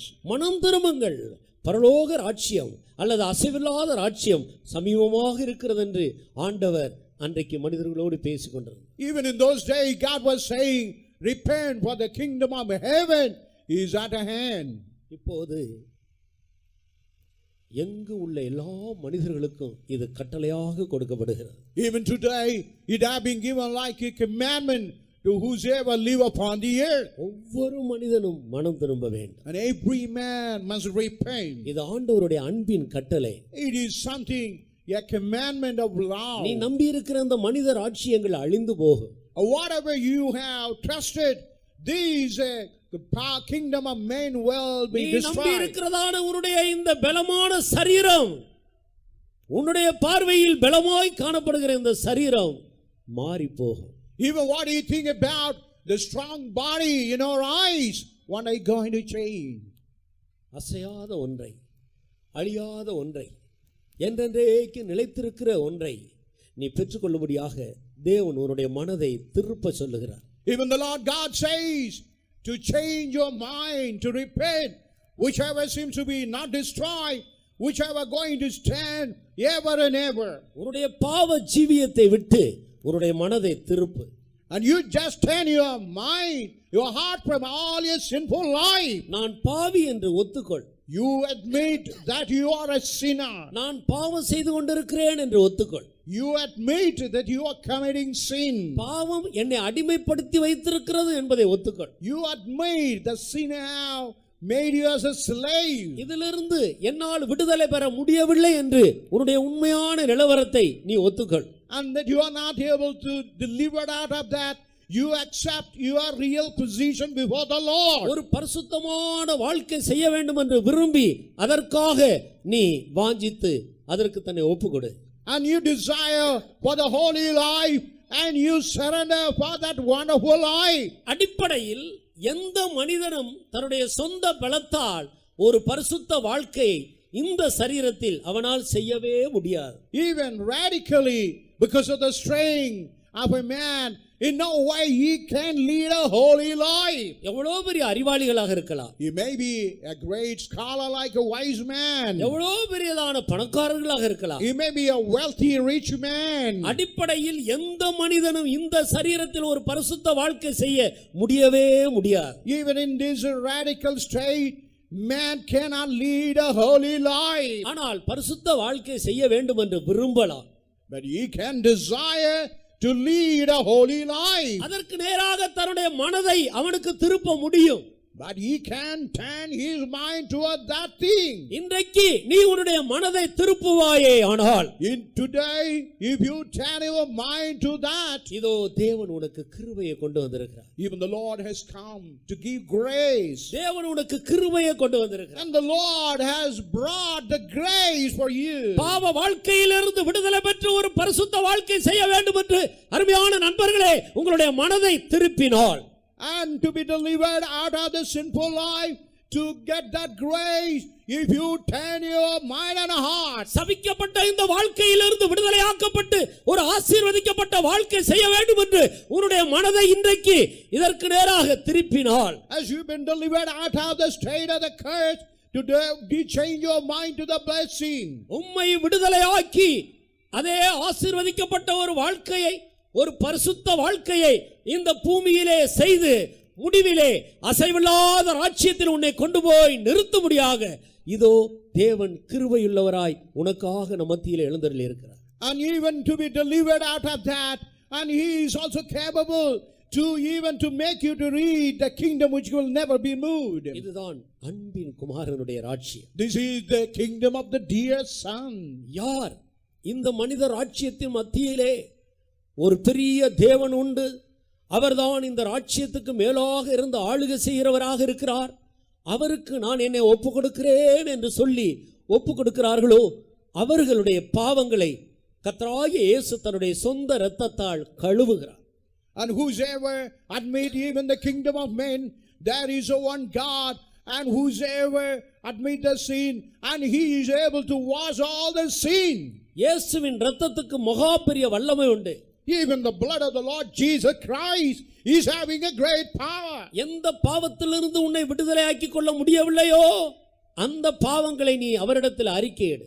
Whatever the sin you are not able to deliver and extricate yourself, you just admit it before that God. அவருடைய இரத்தம் சகல பாவங்களை நீக்கி உன்னை சுத்திகரிக்கும். And his blood will cleanse you from all your sin and unrighteousness. தைரியமாக நிச்சயத்தோடு சொல்ல முடியும், என் இயேசு என்னுடைய எல்லா பாவங்களை நீக்கி என்னை சுத்திகரித்திருக்கிறார்.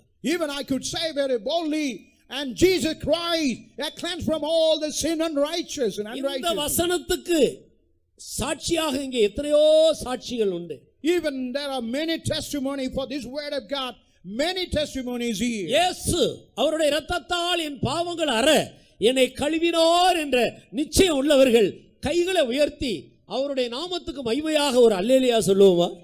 ஹல்லேலூயா, கர்த்தருக்கு ஸ்தோத்திரம். Praise to the holy name. ஆண்டவர் இன்றைக்கும் நான் பாவி, இதிலிருந்து விடுதலை பெற விரும்புகிறேன், என்னால் விடுதலை பெற முடியவில்லை, இயேசுவே என்னை விடுவியும் என்று நீ கதறுவாயானால் உன் சத்தத்தை கேட்டு உன்னை விடுவிக்க இன்றைக்கும் இயேசு உண்மையுள்ளவராக இருக்கிறார். Even if you admit and if you call upon the Lord, I am a sinner, I am not able to deliver, the Lord is able to hear a cry and able to deliver you. பாவங்களை மட்டுமல்ல, Not only your sin. கர்த்தராகிய இயேசு மனிதனுடைய பாவங்களை சுமந்தது போல மனிதனுடைய வியாதிகளையும் அவருடைய சரீரத்திலே அவர் சுமந்திருக்கிறார். As Jesus Christ has borne the sins upon his body, even he has borne all the sicknesses of the human race. அதே போல மனிதனுடைய சாபங்களை இயேசு சிலுவையிலே சுமந்திருக்கிறார். Even all the curses, and Jesus Christ borne upon the cross. எப்படிப்பட்ட சாப வாழ்க்கை நீ செய்து கொண்டிருந்தாலும் இன்றைக்கு இயேசுவை விசுவாசிப்பாயே ஆனால் உன் சாபங்களை அவர் நீக்கி இன்று முதல் நீ ஒரு ஆசீர்வதிக்கப்பட்ட ஒரு நபராக இருக்க அவர் உனக்கு உதவி செய்ய ஆயத்தமாக இருக்கிறார். Whatever the curses you are living, and the Lord God able to deliver out of that and able to lead a blessed life. இனி நித்திய அக்கினி உனக்கு கிடையாது. Hereafter you will never have eternal fire. நித்திய நரகம் உனக்கு கிடையாது. You will never have an eternal hell. இயேசு உன்னை நித்திய அழிவிலிருந்து நித்திய நரகத்திலிருந்து அந்த பயத்திலிருந்து உன்னை விடுவிக்க அவர் உண்மையுள்ளவராக இருக்கிறார். And even the Lord God is faithful to deliver you from eternal corruption, eternal fire. ஒரே ஒரு சந்தர்ப்பம் இயேசுவுக்கு கொடுத்து பாருங்கள். Only one occasion. You just give room for that Lord Jesus Christ. அநேகர் இதை விளங்கிக் கொள்ளாத நிமித்தம் தான் இயேசு என்றாலே கிறிஸ்தவருடைய தெய்வம் என்று சொல்லிவிடுகிறார்.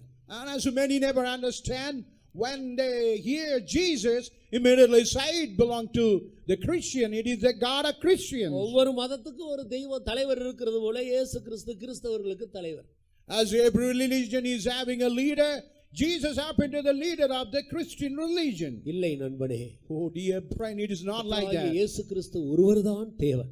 But only Jesus Christ is the only God. வேறொரு தேவன் இல்லை. And there is none other God than him. அவர்தான் உன் பாவங்களை சுமந்தவர். And he is the God who had borne all the sins of you. அவர்தான் உன் வியாதிகளை சுமந்தவர். And he is the Lord who had borne all your sicknesses. அவர் ஒருவர்தான் உன்னுடைய சாபங்களை சுமந்தவர். And he is the Lord who had borne all your curses. அவர் ஒருவர்தான் நித்திய நரகத்திலிருந்து நித்திய அக்கினியிலிருந்து உன்னை விடுவிக்கக்கூடிய தேவன். And he is the only Lord able to deliver from eternal curses and eternal fire. அதற்காகத்தான் அவர் சிலுவையில மரித்தார். That for that purpose he died on the cross. இந்த சத்தியத்தை விசுவாசித்து கண்களை மூடி அவருக்கு நேராக நம்முடைய கண்களை உயர்த்துவோமாக. And believing the truth, let's lift up our eyes toward that God. இயேசு இன்றைக்கு உன்னை மன்னிக்கிறவராக இருக்கிறார். Even today Jesus is able to forgive you. உன்னுடைய ஜீவியத்தை மாற்றுகிறவராக இருக்கிறார். And he is able to change your life utterly. உனக்குள்ளே ஒரு புதிய காரியத்தை சிருஷ்டிக்கிறவராக இருக்கிறார். And he wants to create a new thing in you. உன்னை இரத்தத்தால் கழுவி உனக்குள்ளே தேவனுடைய ஆவியை அனுப்பி அன்பின் குமாரனுடைய ராஜ்யத்துக்குள்ளே உன்னை கொண்டு வரும்படியாக அவர் உன்னோடு இடைப்பட்டு கொண்டிருக்கிறார். And he wants to cleanse you with his blood and giving his spirit, and he wants to bring you into the kingdom of the dear son. He is working in your midst. இன்றைக்கு இந்த உலக மனித ராஜ்யங்களின் மத்தியிலே தேவன் தன்னுடைய அன்பின் குமாரனுடைய ராஜ்யத்தை ஜனத்துக்குள்ளே அவர் ஸ்தாபித்துக் கொண்டே வருகிறார். Even in the kingdom of man, God is establishing is the kingdom of a dear son in you. கண்களை மூடுவோம். Let's all close our eyes. முழங்கால்களை முடக்கி கண்களை மூடி நம்முடைய கண்களை நமக்காக கல்வாரியில் எல்லாவற்றையும் செய்து முடித்த இயேசுவுக்கு நேராக உயர்த்துவோமா. Let's stand on our knees and close our eyes. The Lord God who had did everything, let our eyes look toward that God. கடைசி சில நிமிடங்கள். It's only the last moment. விலையேறப்பட்ட நிமிடங்கள். It's something a precious moment. நம்முடைய ஜீவியத்தை மாற்றி அமைக்கக்கூடியதான நேரம். It's a time where you're going to change our life. இருள் நிறைந்தவருடைய வாழ்க்கையை வெளிச்சமாக மாற்றுகிற ஒரு நேரம். It's a time a man who filled with the darkness where he's going to be changed into the life of light. வியாதியஸ்தன் வியாதிக்காரி என்றதான அந்த நிலவரத்தை மாற்றி உன்னை ஆரோக்கியம் உள்ளவன் என்று உனக்கு ஒரு புதிய பெயரை கொடுக்கக்கூடிய ஒரு நேரம். It is a time as you are a man of sickness, changing the title, and you want to give that healing to you. பாவி என்ற நிலவரத்தை மாற்றி ஒரு நீதிமான் என்று உனக்கு ஒரு புதிய நாமம் தரிக்க வேண்டிய நேரம். It's a time changing the title as a sinner and getting the title as a righteous person. நீ அறியாதிருந்த தேவனோடு ஒப்புரவாக வேண்டிய நேரம் இது. It is the time where you have to reconcile with the God whom never you know. பூமிக்குரியவனாக இருந்த உன்னை பரலோகத்துக்குரியவனாக மாறும்படி முதல் அடி எடுத்து வைக்க வேண்டிய நேரம் இது. It is the time as you are earthly that you have to step into the real thing. இதோ அன்பின் இயேசு உன்னை அழைக்கிறார். Even today that loving Jesus is calling you. கண்களை மூடின வண்ணமாக நம்முடைய விசுவாச கண்ணை திறந்து இயேசு நம்மத்தில் நின்று கொண்டிருக்கிறதை, நமக்காக கல்வாரியில் அவர் எல்லாவற்றையும் செய்து முடித்தவராய் காணப்படுகிறதை நாம் விசுவாச கண்ணால பார்ப்போமா. Let us close our eyes with the inner eyes. Let us see the Lord Jesus who had did for us. நான் வந்திருக்கிற இந்த காலம், நான் வந்திருக்கிற இந்த ராஜ்யம் களிமண்ணும் இரும்பும் சேர்ந்த கடைசி ராஜ்யமாக இருக்கிறது. Even the kingdom, what we come lastly, it is something which is mixed with the iron and clay. இந்த பூமியில் இனி ஒரு ராஜ்யம் எழும்ப போகிறதில்லை. Hereafter another kingdom going to rise upon the earth. வெகு சீக்கிரத்திலே ஆண்டவர் தன்னுடைய ராஜ்யத்தை ஸ்தாபிக்க போகிறார். And very shortly the Lord Jesus going to establish his kingdom. கையால் பெயர்க்கப்படாத ஒரு கல் இதோ புரண்டு வர போகிறது. Now Yes, stone which never be cut by any hand going to roll upon. மனித ராஜ்யங்களுக்கெல்லாம் ஒரு முடிவு உண்டாக வேண்டிய நேரம் வந்து விட்டது. It's the time is coming where to bring to the end to the kingdom of man. அருமையான தேவனுடைய பிள்ளையே, நீ அசைவில்லாத ஒரு ராஜ்யத்துக்காக நீ முதல் ஸ்டெப் எடுத்து வை. And now, oh dear child of God, you step into the kingdom which is immovable. அந்த ராஜ்யத்தில் உன்னை ஸ்திரப்படுத்திக் கொள்ளும்படியாக உன் இருதயத்தை திறந்து கொடு. It's just to be established in the kingdom. You just keep your heart open before the Lord. இயேசுவே, என் பாவங்களை மன்னியும் என்று கதறு. You just cry unto the Lord, Lord, forgive my sin. நான் உமக்காக ஜீவிக்க விரும்புகிறேன் என்று உன்னை ஒப்புக்கொடு. You commit yourself, say, Lord, I will live for you. கர்த்தராகிய இயேசு கிருபை நிறைந்தவராய் உனக்கு உதவி செய்ய மத்தியிலே உலாவிக் கொண்டிருக்கிறார். And the Lord Jesus, with all grace in our midst, is working. அன்பின் தேவன் நம்மத்திலே உலாவிக் கொண்டிருக்கிறார். Even that God of love is working in our midst. அன்பின் குமாரன் உலாவிக் கொண்டிருக்கிறார். Even the loving Son is working in our midst. உண்மையாய் தன்னுடைய இருதயத்தை திறக்கிறவர்களுக்கு உதவி செய்யும்படியாக அவர் தன்னுடைய இரத்தத்தோடு நம்மத்திலே உலாவிக் கொண்டிருக்கிறார். The people who have opened the heart with all love, He is in our midst to work for you. அசைவில்லாத ராஜ்யம் இதோ உனக்காக காத்துக் கொண்டிருக்கிறது. Even the immovable kingdom is waiting for you. நீயும் அந்த ராஜ்யத்திலே ஒரு அங்கத்தினனாக இன்றைக்கு மாறுவாயாக. Even today, let you part made as a member of that அழிந்து kingdom. போகிற இந்த உலக ராஜ்யத்தின் வல்லமையிலிருந்து விடுதலையை பெற்றுக்கொண்டு அன்பின் குமாரனுடைய ஆளுகைக்கு உன்னை ஒப்படைப்பாயா. And be delivered out of all the destructive the kingdom of man. He come into the kingdom of the dear Son. அதற்காக இயேசு உன்னை அன்போடு அழைத்துக் கொண்டே And இருக்கிறார். only for that, Jesus is calling with all kindness. ஹல்லேலூயா, ஹல்லேலூயா. வந்திடுவா இயேசு வந்தே. வருந்தி அழைக்கிறாரே, வந்திடுவாய் இயேசு வந்தே. வருந்தி அழைக்கிறாரே, வாஞ்சைகள் தீர்ப்பவரே, உன் வாதைகள் தீர்க்குவாரே. வாஞ்சைகள் தீர்ப்பவரே, உன் வாதைகள் தீர்க்குவாரே. வந்திடுவா இயேசு வந்தே. வருந்தி அழைக்கிறாரே, வந்திடுவாய் இயேசு வந்தே. வருந்தி அழைக்கிறாரே, வாஞ்சைகள் தீர்ப்பவரே, உன் வாதைகள் தீர்க்குவாரே. வாஞ்சைகள் தீர்ப்பவரே, உன் வாதைகள் தீர்க்குவாரே. வாஞ்சைகள் தீர்ப்பவரே, உன் வாதைகள் தீர்க்குவாரே. வாஞ்சைகள் தீர்ப்பவரே, உன் வாதைகள் தீர்க்குவாரே. வாஞ்சைகள் தீர்ப்பவரே, உன் வாதைகள் தீர்க்குவாரே. ஷவலரபஹாயில வம்சினவலரியா நிரவலரபகதுரவலரியா வம்சினோலரப நிரவஹாயில வம்சினவலரபகதுராயில நிரவலரபகதுராயில வம்சினவலரி.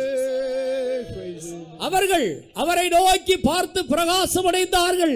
அவர்களுடைய முகங்கள் வெட்கப்படவே இல்லை. And they that look upon the Lord, they were lightened, they were not ashamed. நீ அவரை நோக்கி பார்ப்பாயானால், You just, if you look upon that God, இதுவரைக்கும் வெட்கப்பட்டிருந்த உன்னுடைய முகம் இன்று முதல் பிரகாசிக்கப்படும். even the face with God is shine going to shine. தலை நிமிர்ந்து நடக்க முடியாமல் தலை குனிந்து உன் பாவத்து நிமித்தம் இந்த பூமியிலே நடந்து கொண்டிருந்த நீ இன்று முதல் நல்மன சாட்சியோடு தலை நிமிர்ந்து நிற்கும்படி அவர் உன்னை பலப்படுத்துகிறார். As you are stooping down, now the Lord going to lift up your head and you are able to walk for Him. அவரை நோக்கி பார்த்து பிரகாசம் அடையுங்கள். You just look above and get that lightening. அவர் உன் பாவங்களை மன்னிக்கிறார். And He is able to forgive. அவர் உன் வியாதியை சுகமாக்குகிறார். And He is able to heal our வியாதி sickness. கட்டுகள் அறுக்கப்படுகிறது. All the bonds of the sickness being snapped. கர்த்தர் இப்பொழுதே உன்னை விடுவிக்கிறார். Even now the Lord God is delivering you. விடுதலையை உணர்வாயாக. Just realize the deliverance. விடுதலையை பெற்றுக்கொள்வாயாக. Now receive the deliverance. அவருடைய விடுவித்ததை நினைத்து அவருக்கு நன்றி செலுத்துவாயாக. You just praise God for He delivered you. சாப கட்டுகள் இன்றைக்கே உன்னை விட்டு அறுக்கப்படுகிறது. All the bonds of the curse right now are all being snapped away. அநேகருடைய கட்டுகளிலிருந்து அவர்கள் அவிழ்க்கப்பட்டு வெளியே வருகிறதை நான் ஆவியில உணர்கிறேன். And even I could see by the Spirit how many are delivered out of all the bonds. உன்னை பார்த்து கர்த்தர் சொல்லுகிறார், இனி நீ சபிக்கப்பட்டவன் சபிக்கப்பட்டவள் அல்ல. Even the Lord God says, you are not a cursed person. உன் சாபத்தை நான் நீக்கி இருக்கிறேன். And I have really removed all your உன் curses. வியாதியை நான் நீக்கி இருக்கிறேன். And I have even removed all your உன் sicknesses. பாவங்களை நான் மன்னித்திருக்கிறேன். Even I have forgiven all your உன் sins. பயத்தை உன்னை விட்டு நீக்கி இருக்கிறேன். Even I have even removed all your fear. நீ அசைவில்லாத ராஜ்யத்துக்கு உரியவன். You all belong to the kingdom which நீ never be moved. அசைவில்லாத ராஜ்யத்துக்கு உரியவள். You are a person belong to the என்னை immortal மகிமைப்படுத்து kingdom. என்று கர்த்தர் சொல்லுகிறார். And God say, you glorify me. உன் வாயை விரிவாய் திறந்து என்னை மகிமைப்படுத்து என்று கர்த்தர் God சொல்லுகிறார். say, open your mouth and glorify me. ஹalleluya பகதுரவாலரவாய் ஷிரவாலரவாய் லவதுரவாலரியா இதோலரபகதுரவாலரியா பௌஷிடோலர வான்புவி அகிலமும் நிலை மாறி வானவர் சத்தத்தினால் அது தேடுதே. வான்புவி அகிலமும் நிலை மாறி வானவர் சத்தத்தினால் அது தேடுதே.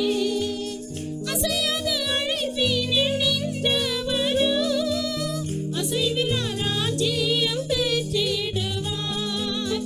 அசையாத அழைப்பினில் நின்றவரோ அசைவிலா ராஜ்யம் பெற்றிடுவார்.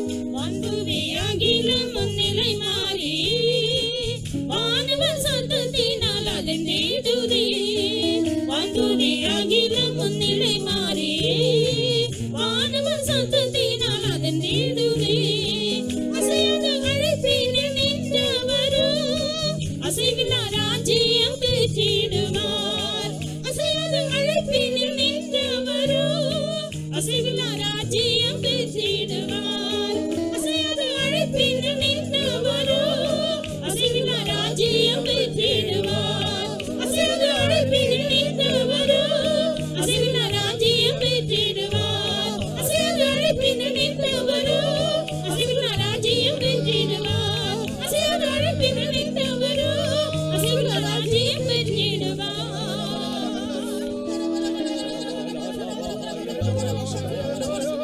ஷிரவாலரவாய் லவதுரவாய் ஷிரவாலரபகதுரவாலரியா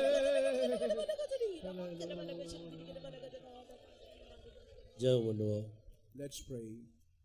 அருமையான ஆண்டவரே, நாங்கள் உம்மை துதிக்கிறோம் கர்த்தாவே, உம்மை ஸ்தோத்திரிக்கிறோம் ஆண்டவரே.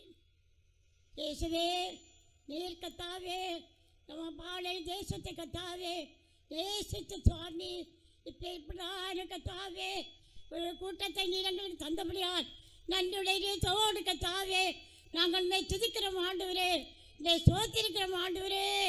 ஒரு பாவி கர்த்தாவே கெட்டு போகிறது கர்த்தருக்கு சித்தமில்லை என்று கர்த்தாவே, இந்த தேசத்துக்கு கர்த்தாவே, இந்த கடைசி நாட்களை கர்த்தாவே, அதற்கு ஏற்றதான கர்த்தாவே தூதரை கர்த்தாவே நீர் அனுப்பி கொண்டிருக்கிறபடியால் நாங்கள் மேல் துதிக்கிறோம் ஐயா, நாங்கள் மேல் சோத்திருக்கிறோம் ஆண்டவரே.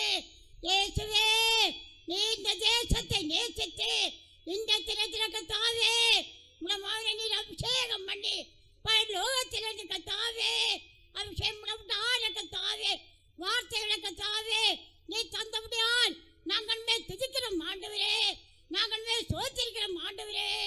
அசைவுள்ளதான இந்த ராஜ்யத்தில் இருக்கிறார் உம்முடைய பிள்ளைகளை கர்த்தாவே, அசைவில்லாத ஒரு ராஜ்யத்தை கர்த்தாவே கொண்டு போக முடியாத நீ கர்த்தாவே இந்த நாட்களை கர்த்தாவே ஒரு அசைவில்லாத ராஜ்யத்தை நீர் எங்களுக்காக கர்த்தாவே ஆயத்தம் பண்ணி கொண்டு இருக்கிறபடியான நாங்களே துதிக்கிறோம் ஆண்டவரே. அதற்காக கர்த்தாவே இந்த நாட்கள் ஆண்டவரே யார் யார் கர்த்தாவே இந்த